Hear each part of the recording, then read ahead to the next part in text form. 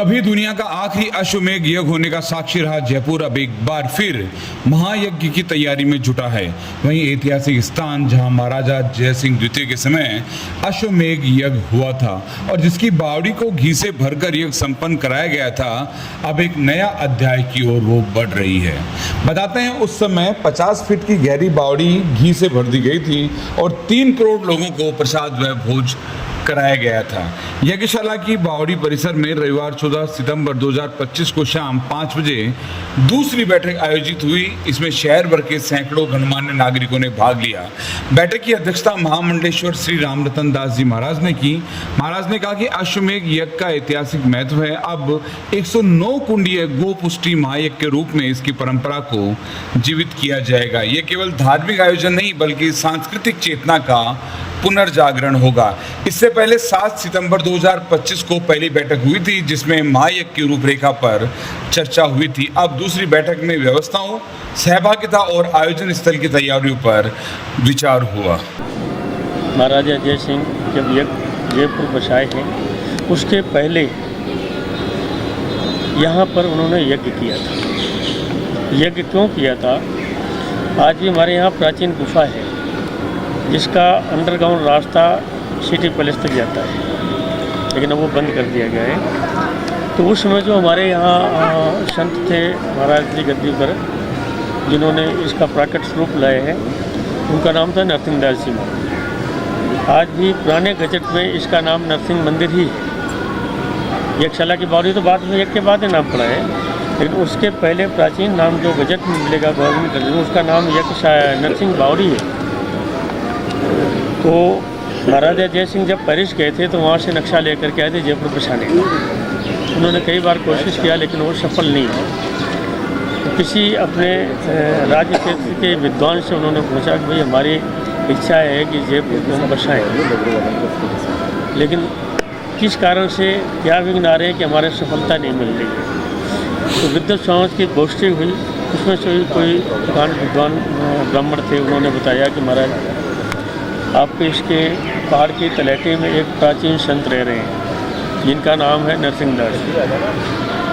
गुफा बनाकर रह रहे हैं और गुफा के अंदर भजन करते हैं। वहीं गुफा में ही अपने छोटे से हनुमान जी रख रखे हैं। आप उनसे मिलेंगे, उनसे आशीर्वाद लेंगे तभी आप जयपुर बसा पाएंगे, वरना जयपुर नहीं बस पाएंगे। अब महाराज जय सिंह यहाँ खोज कर, क्योंकि जंगल था उस वक्त, यहाँ इसकी खोज करवाई गई। जब खोज करवाई गई तो ये स्थान मिला। बाबा वहाँ गुफा के अंदर भजन कर रहे थे, लेकिन किसी को पता नहीं था। गुफा छोटी सी गली थी उसमें। वो महाराजा जय सिंह को जब गुफा मिल गई तो महाराजा जय सिंह महाराज के पास आए, वेश बदल कर, न कि राजा के वेश में, वेश बदल कर एकदम साधारण रहे जैसे अपन आज बैठे हैं, छूट मुँह के वेश में आए। और महाराज के पास से जब दरवाजे पर खड़े हुए तो बोले, महाराज के अंदर से आवाज़, वो तो ध्यान बैठे हुए हैं लेकिन उनके अंदर से आवाज़ आती है, आइए राजा साहब अंदर आ जाइए, आपका रास्ता खुला गुफा के अंदर। अब देखिए वो ध्यान मग्न है और महाराजा को ये आदेश होता है, महाराज जब अंदर गए तो अंदर महाराज ध्यान अवस्थित हो। तो जब ये अंदर पहुंचते हैं देख करके चकित हुई कि हमारे लिए ऐसी आवाज़ आई है, तो महाराज ध्यान अवस्थित है। फिर कई देर वहाँ बैठ गए। फिर महाराज के नेत्र खुले, महाराजा कैसे आए हैं, मैं जानता हूँ आप क्यों आए हैं, कैसे आए हैं, लेकिन मेरा एक निवेदन समझो। आप राजा को तो आदेश दे नहीं सकते हैं, निवेदन समझो। आप यहाँ राज के, हम आपके राज की सीमा में। तो हमारे ये जो हनुमान जी हैं ये चाहते हैं अपने यहाँ ठाकुर जी की व्यवस्था। ठाकुर जी श्री सीताराम जी, तो आप हमारे ठाकुर जी को विराजमान करें, यहाँ पर प्रतिष्ठा करें। उसके तत्काल बाद आपका जयपुर का जो पेरिस से सीधा उन्होंने बता दिया, उन्होंने सीधा जो आप जो पेरिस से नक्शा लेकर के आए हैं, जो आपके मन में धारणा है वो ठाकुर जी अपने आप पूर्ण करते हैं। ये 18 नवंबर 1727 में इस ठाकुर जी की प्रतिष्ठा हुई है। इसमें जो शिलालेख हमको मिल रहे हैं, प्रमाण मिल रहे हैं, 18 नवंबर 1727 की प्रतिष्ठा है हमारे ठाकुर जी। अब वो समय धीरे धीरे आ रहा है।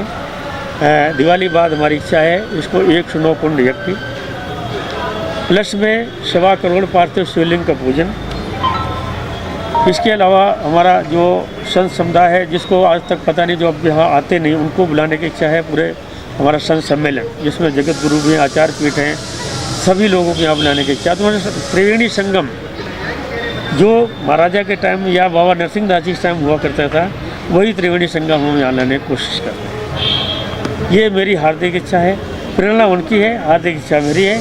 मैंने इनको से उसने प्रेरणा दिया, तो उसके बाद हमारी इनकी चर्चा महाराज कैसे करेंगे, मैंने कहा इस तरह से करेंगे। तो ठीक है, प्रयास अपन कर रहे हैं। उसके बाद आपने प्रयास किया, वो प्रयास ठाकुर जी के पास से आज यहाँ पहुँच रहा है। आप सभी इकट्ठे हैं, अब इसके विषय में चर्चा होगी। अब आप इसके विषय में चर्चा करवाइए।